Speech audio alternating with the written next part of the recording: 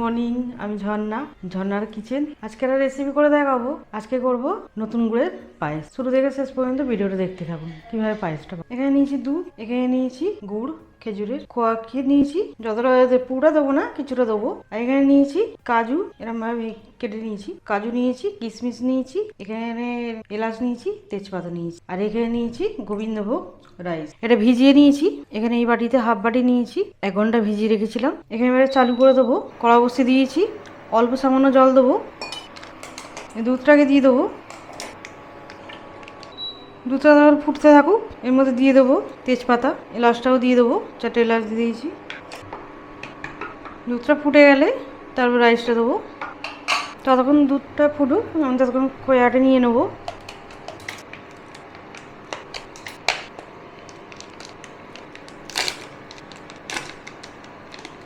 Half নিয়ে নেবো। এবার দুধটা ফুটে গেছে, দিয়ে দেবো গোবিন্দভোগ রাইসটা, ভালো করে মিশিয়ে নেবো। এইভাবে ঘোরাতে হবে, নালে তলায় বসে যাবে রাইসটা।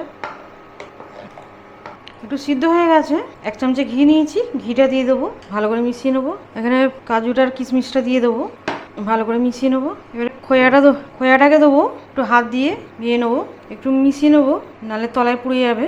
একটু কমিয়ে দিলাম, প্রথমে পুরোটাই ভেঙে নেবো, একটু হাত দিয়ে গুঁড়িয়ে দিলাম, দিয়ে দেবো পুরোটা। পুরো খোয়াটা দিয়ে দিয়েছি, ভালো করে মিশিয়ে নেবো।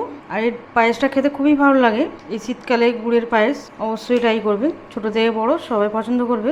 এইভাবে পায়েসটা রান্না করলে খেতে খুবই ভালো লাগে একদম পায়েসটা।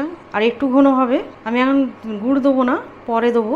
নাবিয়ে একটু ঠান্ডা করে তারপরে দেবো, নাহলে দুধটা অনেক সময় কেটে যেতে পারে। একটু ভালো করে মিশিয়ে নেবো, আর সবসময় এইভাবে নাড়তে হবে, নাহলে তলায় লেগে যাবে, তলায় পুড়ে যেতে পারে। এবারে বন্ধ করে দেবো।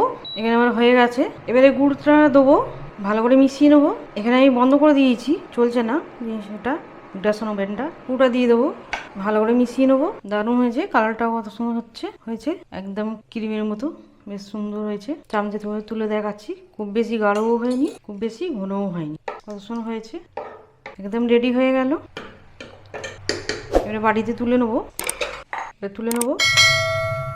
পায়েসটা এতে নিয়ে নিয়েছি।